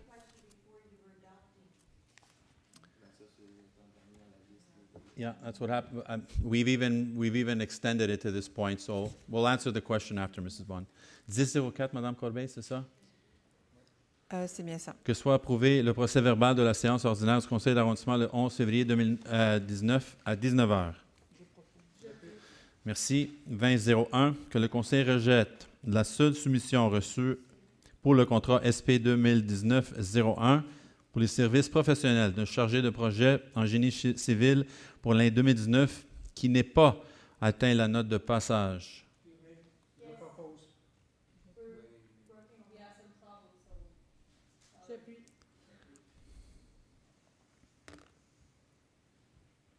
« 20.02 que le Conseil autorise la firme Terraformex Canada Inc. à présenter auprès le ministre du Développement durable, l'Environnement et la lutte contre les changements climatiques au nom de la Ville de Montréal, arrondissement de Pierrefonds-Roxboro, une demande de certificat d'autorisation dans le cadre de l'aménagement de la rive du parc de la rive boisée. » Pour ceux et celles, ça c'est à cause qu'on fait des travaux dans ce parc et ça prend à cause que c'est vraiment sur la rivière, aux berges. Ça nous prend un certificat d'autorisation du ministère. C'est une chose qu'on fait d'habitude quand on a des travaux à faire près de la berge. 20.03. 20.03, que soit accordée une subvention au montant de 500 $ provenant du budget de fonctionnement 2019 à l'Association des bénévoles du CHSLD Vigie Pierrefonds, Inc. J'appuie. Que soit accordée une subvention pour le 20.04, que soit accordée une subvention avec convention de 8 000 $ provenant du budget de fonctionnement 2019 à l'Association de l'Ouest de l'île pour les handicapés intellectuels, OAIA, et autoriser Mme Louise Zampini, chef de division Culture, Bibliothèque et Développement social, à signer la dite convention au nom de la Ville. J'appuie. 20.05, que le Conseil approuve le projet d'acte par lequel la Ville de Montréal acquiert des Frères de Saint-Gabriel du Canada une propriété située au 4915 rue du Collège Beaubois, le lot mentionné du Cadastre du Québec, d'une superficie de 10 859 mètres carrés pour la somme de 750 000 $, plus les taxes applicables selon les termes et conditions stipulés à l'acte. Approuver le paiement du solde de prix de vente de 675 000 plus les taxes applicables et versées au domaine public, le lot mentionné du Cadastre du Québec, circonscription foncière de Montréal, suite à la signature de l'acte. Je propose. J'appuie. Pour ceux et celles, ça c'est le terrain situé entre le Collège Beaubois et le port de Plaisance dans l'est de l'arrondissement. 30.01, M. Gignac. Que soit approuvée la reddition financière pour la période du 1er au 25 janvier 2019 au montant de 572 415 $ et 42 sous. Je propose. J'appuie. Merci. 30.02. Oui, merci, Monsieur le maire. Il est résolu que le Conseil d'arrondissement autorise une dépense n'excédant pas 3 950 $ pour les prix remis aux gagnants du concours d'art de 2019, 34e édition, que cette dépense soit payée selon les informations financières contenues au dossier décisionnel. Merci, Mme Talbot. Comme j'avais mentionné, on a 2 catégories ajoutées cette année pour le niveau amateur et professionnel, et c'est pour ça qu'on a une augmentation d'à peu près 900 $, 800 $ à peu près depuis l'année dernière. Je propose. J'appuie.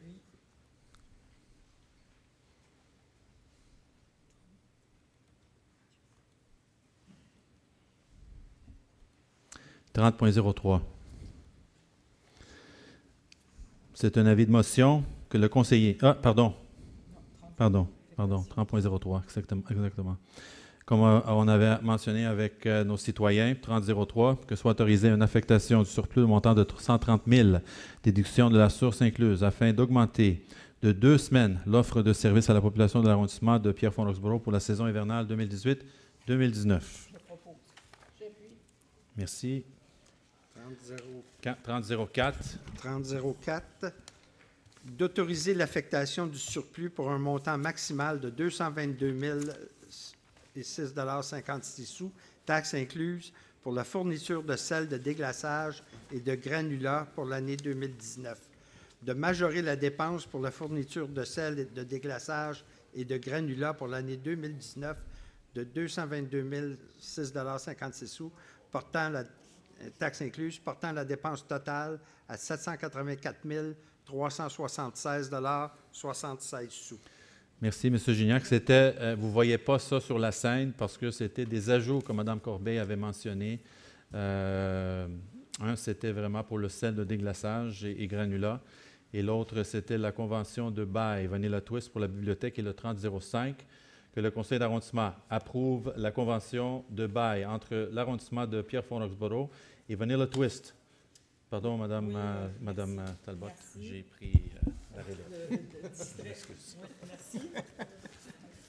Alors, que le Conseil d'arrondissement approuve la convention de bail entre l'arrondissement. Je m'excuse, il n'y a pas eu de proposeur appuyeur pour le sel de déglaçage. J'appuie. D'accord, merci. Merci. Alors que le Conseil d'arrondissement approuve la convention de bail entre l'arrondissement de Pierrefonds-Roxboro et Vanilla Twist pour la location d'un kiosque café à la nouvelle bibliothèque de Pierrefonds, de l'arrondissement de Pierrefonds-Roxboro, pour une durée de 3 ans, soit du 1er mai 2019 au 30 avril 2022, avec une option de renouvellement d'un terme additionnel de 3 ans. Que le directeur d'arrondissement soit autorisé à signer pour et au nom de l'arrondissement de Pierrefonds-Roxboro la dite convention. Que le loyer payable soit fixé à 18 957,09 $, taxes incluses, pour 3 ans et que ce revenu soit imputé selon les informations financières contenues au dossier décisionnel. Alors, j'imagine que c'est Vanilla Twist incorporé. Est-ce que c'est non, en une fait, c'est corporation? M. Petit fait affaire sous la raison sociale de Vanilla Twist. OK. Merci. Mme Talbot. Merci. J'appuie. 4001, M. Gignac. Le conseiller inscrit pour adoption à une séance subséquente le projet de règlement CA 29-0001-8, modifiant le règlement CA 29-0001 concernant la délégation de pouvoir aux fonctionnaires et employés afin d'ajouter au pouvoir de création de postes délégués au directeur d'arrondissement la création de postes de salariés représentés par une association accréditée au sens du Code du travail et dépose le projet de règlement. Je propose. Non, ça prend Je donne l'avis de motion, pardon. Merci. Excusez-moi. Un autre avis de motion, 4002. Notice of motion, the councillor include for adoption any subsequent sitting the draft bylaw, C-290019, modifying bylaw C-290001, on delegation of powers to officers and employees in order to delegate to the director of the borough the powers granted to the director by the act to facilitate oversight of public bodies, contracts, and establish the autorité des marchés publics and table the draft bylaw. I propose. Je donne l'avis de motion, pardon. Merci. Monsieur Gignac. 4003, que soit adopté le règlement CA 29-01-12 autorisant un emprunt de 1 500 000 $ pour le réaménagement de parcs et espaces verts sur le territoire de l'arrondissement de Pierrefonds-Roxboro dans le cadre du programme triennal d'immobilisation, lequel est déposé avec le dossier décisionnel. Merci. J'appuie. Merci. 4004, c'est un avis de motion. Le conseiller inscrit pour adoption une séance subséquente le projet de règlement CA 29-001-13 pour l'occupation de domaine public relativement à l'installation de 2 stations de mesure limnimétriques par la communauté métropolitaine de Montréal et dépose le projet de règlement. Je donne l'avis de motion.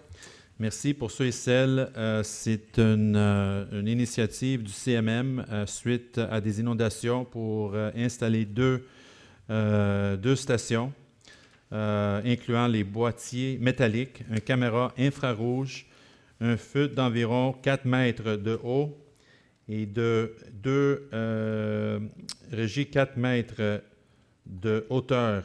Un câble électrique Ariane aussi, c'est pour monitorer l'eau dans la rivière, vraiment. C'est plus technique et on va les installer un dans l'est, un dans l'ouest dans l'arrondissement pour surveiller le niveau d'eau dans la rivière de Prairie. Alors, le 40.05, que sur recommandation du comité consultatif d'urbanisme lors de sa réunion tenue le 6 février 2019, le Conseil autorise la dérogation mineure suivante au règlement de zonage et de lotissement au 14 547, 14 559 rue Aumet. Entre ces deux adresses, le lot, je m'abstiens de le nommer, nonobstant toute disposition contraire au règlement subventionné de l'arrondissement, permettre en zone résidentielle H34265 pour le bâtiment D d'un projet intégré multifamilial comportant 4 bâtiments que le diamètre du tuyau de raccordement d'égout domestique soit d'un diamètre de 100 mm au lieu du minimum requis de 150, tel que montré sur le plan d'implantation numéro M100, préparé par la firme Genimac, expert conseil, et daté du 1er mai 2018. Je propose. J'appuie. Merci. 4008, Madame Leroux. 06. 4008. 06 06. et 7 ont été reportés. 6 est reporté. On était Et Ah, 4008. Vous l'avez? 7. OK, c'est beau. 4008, que soit approuvée l'opération cadastrale montrant la création des lots mentionnés du cadastre du Québec en remplacement du lot mentionné au 6168 rue Saragay-Ouest et accepter le paiement d'une somme compensatoire de 32 461 en application du règlement relatif à la cession pour fin établissement de maintien et d'amélioration de parcs de territoire de jeux et de préservation d'espaces naturels sur le territoire d'arrondissement de Pierrefonds-Roxboro. Je propose. Merci. 4009, que soit approuvé le PIA, c'est ça, pour la construction d'un nouveau bâtiment résidentiel unifamilial de 2 étages situé au 17 148 boulevard Gouin-Ouest. Je propose. Merci. Le 4010. Oui. Vous l'avez, Madame? Oui, merci.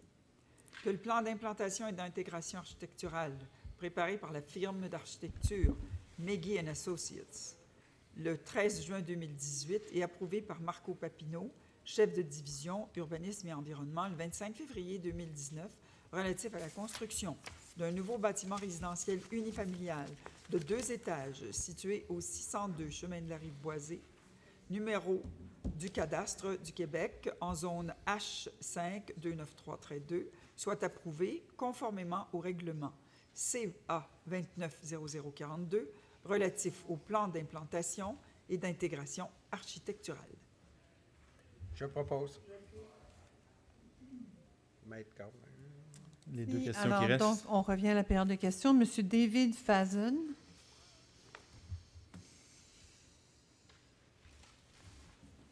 Good evening, Mr. Mayor. Good evening. Well, I'm here to express sympathy with our Director of Public Works for the job he had in front of him this winter. We all know that climate change is here to stay, and the question is, how are we going to support him to do his job better next year? I haven't heard that. Well, as you may have Excellent heard earlier, that's a great question, and we're trying to not only find the necessary resources, but we've been also working with the City of Montreal in order for us to have additional equipment that we need. As you heard me mention earlier to a resident, we have 2 graders, if you will, for lack of a I've seen 'em. better expression. And we've been approved now, it's yet to be seen, but a bunch of them that are going to come to us next year, which will help us when it comes to not only the ice breaking, but also in the snow pickup as well, which is what we're doing now, as a matter of fact. And the blowers is really what I'm talking about, the snow blowers. So my question is, what happens if you do not get the equipment, and how much equipment have you requested? Well, we are constantly working with our city services. The idea of creating the central service monitoring all the equipment in Montreal was to distribute the equipment in an equitable way throughout the island, depending on different parameters that were set up. The amount of roads, the amount of sidewalks, and so on. And so we know that for what we have in our borough, we don't have the equipment that we need. And so the services are constantly in communication with Montreal in order for us to obtain additional equipment. The issue isn't necessarily the additional equipment. The issue is the response time by Montreal as well, when it does come time for us to repair equipment like we've mentioned earlier this evening. To have somebody dispatched from Montreal 5 days later after we have a machine breakage is unacceptable to me. Not only to me, but to the residents as well, because we have machines that aren't working, we have staff that's there able to work and do the work that we need, and we don't have the equipment necessary. And so one is to get a better response time from the City of Montreal, which we have been assured that we will be sitting around a table in the coming, I guess, little while, whenever they choose to call that meeting. But the problem that we're having as well is that since the beginning, since the election, we haven't had one opportunity to sit with the administration to discuss anything, whether it be snow-related or any other operational business in the borough. But that is on the order of business for us to discuss with them. You heard as well the administration saying that there would be additional funds provided to the boroughs. Now, that's yet to be seen. But we're optimistic, and hopefully we're going to get the equipment that we need for the coming years, because you're right. It is a unique situation because we've never seen it before, but I suspect, and many many do, that we're going to have this type of inclement weather in the future to come. By the way, I live on Versailles, and the service there was excellent, except for the clearing the sidewalks, which resulted in everyone having an 8 to 10 inch cliff at the edge of their driveway. So, between the sidewalk and the street, or between the driveway and the sidewalk? well, the sidewalk's not there. I know, but The when driveway is extended into the street, so it's between the where the ice sideway broke. and the street. But can I tell you something, sir? And I have to tell you. And you're right. You're right on. You're right on. And I heard the other lady as well when she mentioned her situation. I mean, we all have it. We all have it to a certain degree. There is nothing that we could have done fast enough with the weather being what it was in order for us to react in the way that you would have liked, the way that we would have liked. Because we just did not have the reason. No one, no city, no borough across the board had the resources to be able to deal with the type of weather that we received this year. What we're doing, and what we've been doing since, unfortunately, is trying to play catch up. That's more expensive. You're right. And the last 2 weeks, and the only reason we were able to, with the hard work of Monsieur Baudouin and his team, we were able to secure contractors, 5 additional contractors with graders to go and ice break throughout the territory at a massive cost. And the only reason they were available is because in normal periods, these guys are working with contractors and contracts that they have in other cities. But because there was a break from all the snow, they were available to be contracted out. And so they were able to come to us and have those 5 additional teams the last 2 weeks that we were able to at least, break the ice in a lot of the areas that were, terribly, in terms of driving, in terms of conditions. It was awful. And so we were able to do that. So there's a concrete action of something that we were doing and others weren't able to do that. Other cities weren't able to do that because once we got them and others got them, they weren't any more available. So, but now that they're back on the job with other contracts, if we were to need them again, it would be very difficult. So now we're working with our internal teams. And somebody mentioned on Delorier, we have contractors too, by the way. 85% of the snow clearing and all the work that's done in terms of operations is the borough staff. That's unique. This is one of very few boroughs where we have 85% for a territory like we have that's done 100% by our staff. That means that when we're snow clearing, we can't push snow. When we push snow and we have Montreal declare a snow clearing, we have to almost take most of those teams off what they're doing to put them on the other machines and snow clear. So there's a unique situation that we've managed historically great. But because of the weather we had this year, it's been very challenging, but also the contractors that we have. Sometimes the contractors that are managing that 15%, sometimes they're not doing exactly as the borough staff is doing, or sometimes they're missing equipment too, and so on. And so it becomes this orchestra of trying to get the work done. Well, we now have 9 months or less, probably less. Probably have 6 months to plan next year's program. And I would like to see communication from the city, perhaps from yourself, addressing this issue, because it is a big issue for most citizens. When I walk around my neighborhood, there's people at the edge of their driveway with pickaxes and axes and ice choppers and whatever, trying to cut their way into their driveway to get the level down. So I think there has to be some communication from the city to let the citizens know what will change in the future and what we're going to be doing about it. You know, you mentioned the sidewalk on your street, right? Well, even if the sidewalk was done on your street, you'd still have an elevation of many inches to get to your driveway. Because your driveway wasn't down to asphalt, I'm presuming, right? It was. It was down to asphalt? Yes. Okay, well, many weren't. And so what I'm saying was, no matter how much we cleaned the street or the sidewalks, unfortunately, the residents' driveways were much higher because of the ice, accumulation on their driveway. So I understand what you're saying, but the major problem for us has been to try to catch up now to and react to what's happened. You mentioned about response time and making sure that we're adapting to the reality of this and moving forward and communicating. I'm going to give you the example of the floods, which I'm very proud of the borough and the staff and what we did, not only during the floods under circumstances that were extraordinary, but what we did since then. Because once the floods occurred, yes, we were managing a difficult situation, but then we learned from that. And the year that followed, we put safeguards in place, we bought equipment, we built dikes, we made sure we secured the area so that we would minimize the impact of a flood like this ever happening again. We're putting now, again, 2 monitoring systems in place in the borough. We're working with Montreal in terms of the sewers and making sure that some of the work that needs to be done is being addressed. The staff is much more aware of what could happen. We've issued not only videos on social media, but we've also issued pamphlets to the residents to let them know what is their responsibility as residents in terms of preparation before a flood would occur, during, and after. So these are issues that we are ongoing, evolving into creating something a little better for the citizens. So we learned from it. And this winter, what we've had with the ice is another perfect example for us to be able to work towards improving the situation if it does happen again. But again, Mother Nature being what it is, then resources being what they are, we have to understand that no matter how much resources we have, if we have weather like this again in the future, and I'm guessing, but it is inevitable that we will have cases like this again because of the fact that we just don't have the resources to address the situation. No one does.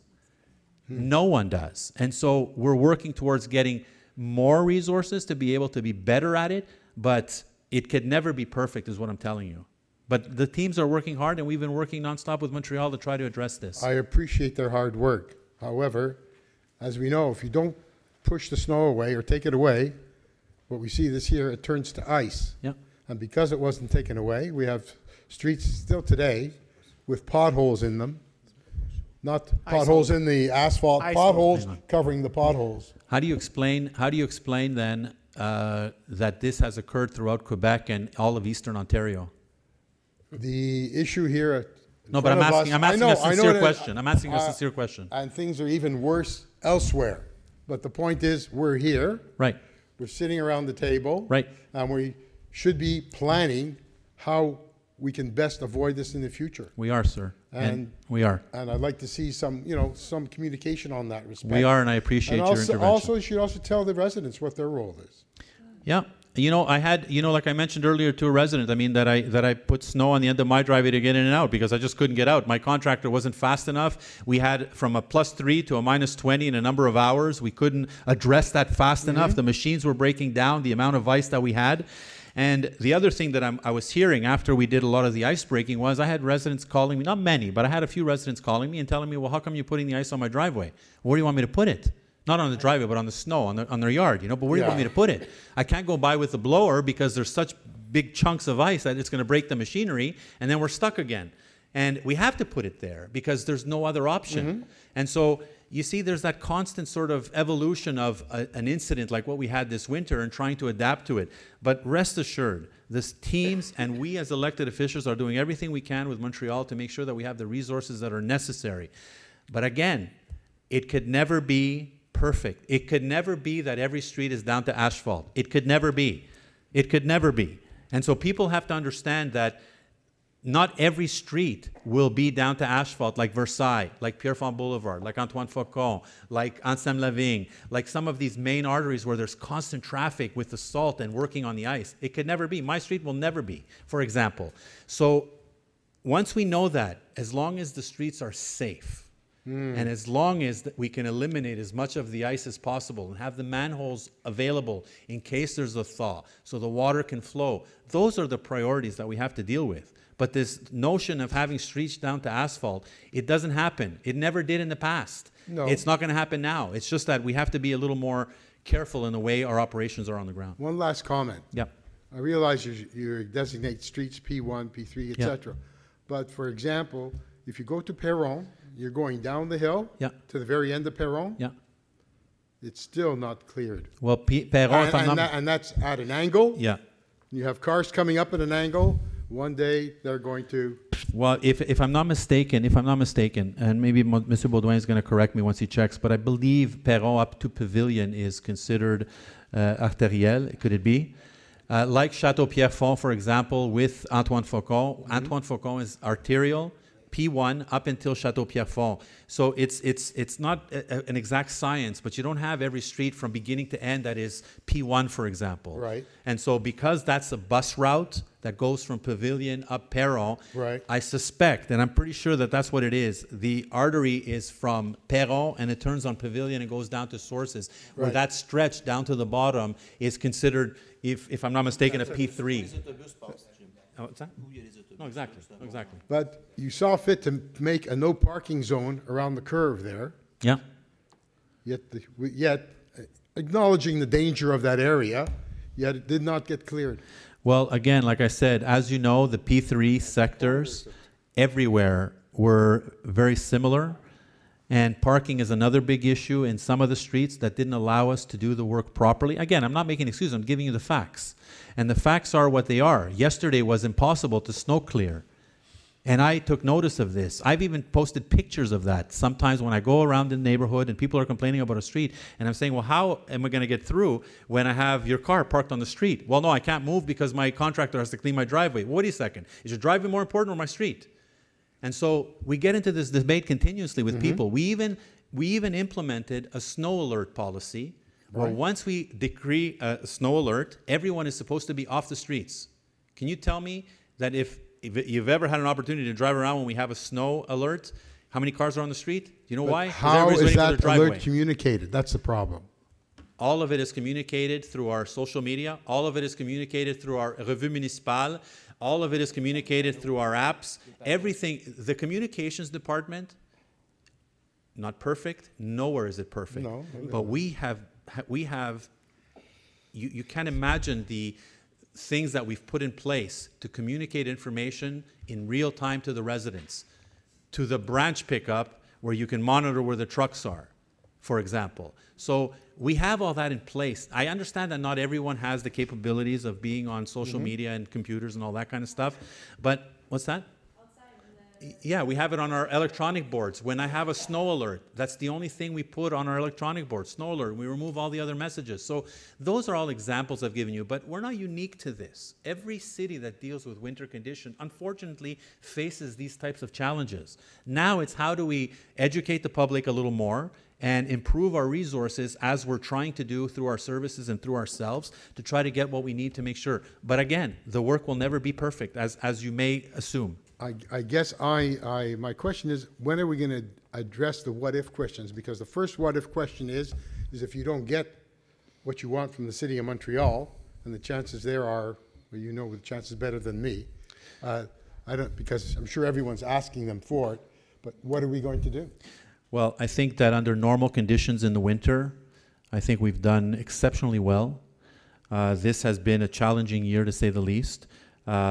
And all I can tell you is that we will do what we have to do to get the equipment that we need, and we will be relentless in our actions to make sure that they understand the severity of us having the equipment challenges that we have in our community faced with what we were this year, because I think that it doesn't mean that if we had more equipment that it would have been significantly better, because you always have breakage, you have all kinds of stuff. You know, you have the law that you have to respect from Quebec that doesn't allow the drivers to do more than 70 hours on a 7-day week. I mean, you have all these, challenges as well. But the issue has always been is that the weather, we're at the mercy of the weather. I mean, when you have fluctuations of 20 degrees in a number of hours, there is nothing humanly possible that you can do to address that. And you know this. And anyone that says that you can does not understand operations. And operations are that you can't be in 250 kilometers of streets, because that's what we have, 260. You can't be in all those inches of street at one time.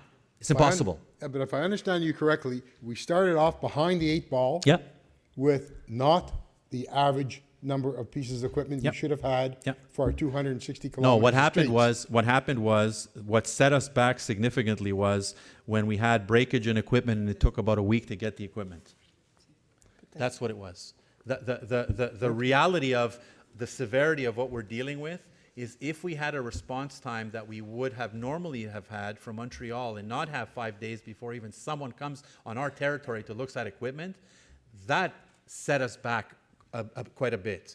Doesn't mean it would have been perfect everywhere. It just means we would have been better off. We would have been better off. That's what I'm saying. And I'm saying that under normal circumstances, we're able to manage with what we have. And we also had, you have to understand, we also had over 40 centimeters of snow, which is the equivalent of three storms. Okay, last question. This lady will take the last question, I guess. Thank you very much. And sorry, just to because what you can do on our website, it's clear, and this has been on for a while. We talk about snow removal operations. We even have videos put in place. I mean, that's how hard our communications department has worked. We've put all the tools in place to be able to at least educate the public on what to and what to not do when there's a snow operation in place. So, and if there's more to do, our teams are here, they're listening to you, and they'll make sure they'll adapt to at least getting the information as best we can. But I guess you have to plan for information, getting information to people who are not online, You're right. Yeah. who are not on the website, who may not drive by the electronic boards. We put them in the Revue Municipale, which is distributed to your door.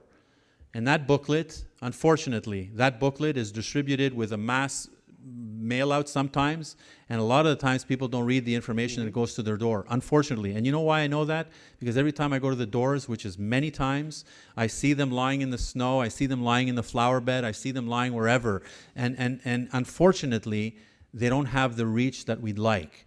So aside from taking someone out of their home and sitting them down and telling them, we have a lot of tools in place that reach the majority of the public, and hopefully somebody that doesn't have social media can talk to a neighbor, can talk to a friend, can talk to another parent, and so on. And hopefully that's how it'll work. But all your points are very well made, sir, and taken into consideration, and we'll look at all that for sure. Thank you. Thank you. Mrs. Bond. Madame. Thank you. 20.02 regarding the certificate of authorization. Yes.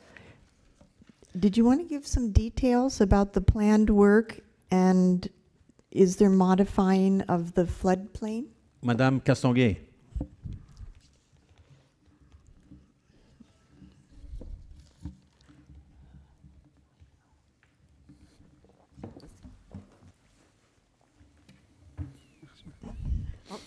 Sorry.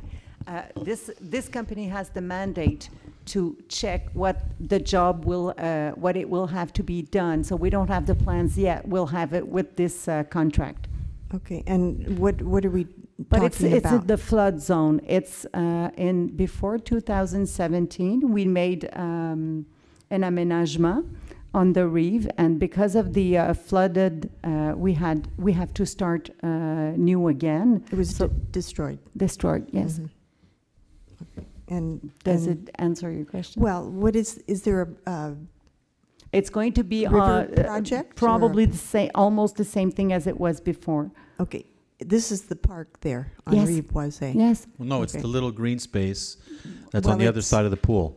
Right. Yeah. And it's called, so it's naturalization or? Across the pool. Yeah, on the On the On the waterfront. waterfront, yes. Yes, okay. It's a Same thing. naturalization?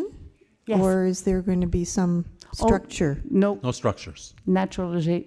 You have it. The But, right but word, thank you. anytime work is done, Mrs. Bond, as you know, anytime we do work on a waterfront, we need to obtain authorization, and this is Okay. why we're going through that process. And do they give a recommendation, or No. it's just formality? It's just a formality. Okay. And sometimes, unfortunately, it takes much longer than we'd like. It could take up to a year sometimes, and we're hoping that it doesn't, but that's the reality of things. Okay, and 40.808, page Yep. 2. I think this is a subdivision at 6168 Sergei West. Yes. So 4008. the age of the house on the tax roll was 1928. Is the plan to redevelop and demolish the existing house? If it's so, it has to go to the demolition committee. Okay, but that's not the plan, or that is the plan? I would have to check and come back to you. But Okay. if it's so, we have to go through the demolition committee. It's Okay. it's our bylaw. Okay, but you already approved the subdivision? Yes. But we're able to approve the subdivision and do the demolition committee afterwards. Wow, that's like the horse before the cart. Not really. I saw the lot there. Is it possible to is the two lots, one lot is with the house and the other is another lot? That's what I believe, but I would like to check Okay. and come back Yeah, to we'll you. check, Mrs. Bond, and that's we'll good. get back to you with that, ma'am. It looked like a nice house. So I can hear about this, get an email maybe? Yes. And thank you. Thank you, Mrs. Bond. Ceci nous amène à la fin.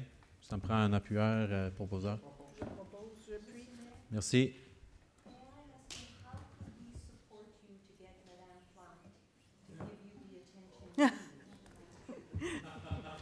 Come to council. Oh, boy, that would be an easy one. Come to the next city council.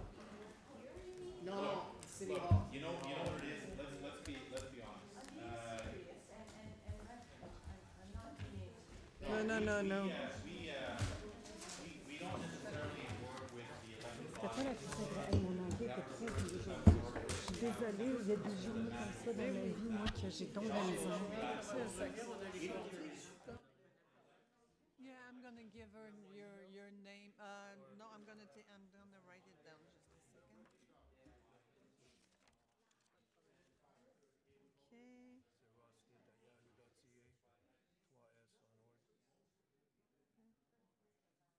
Yahoo.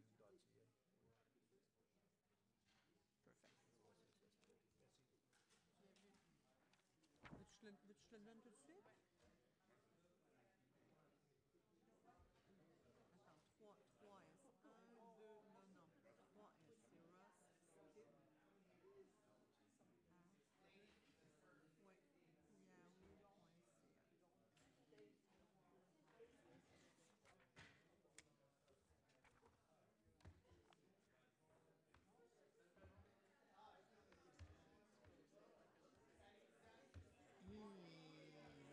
Je sais pas, y a-tu vraiment, il a fait expulser le monsieur ou mais c'était limite parce que le monsieur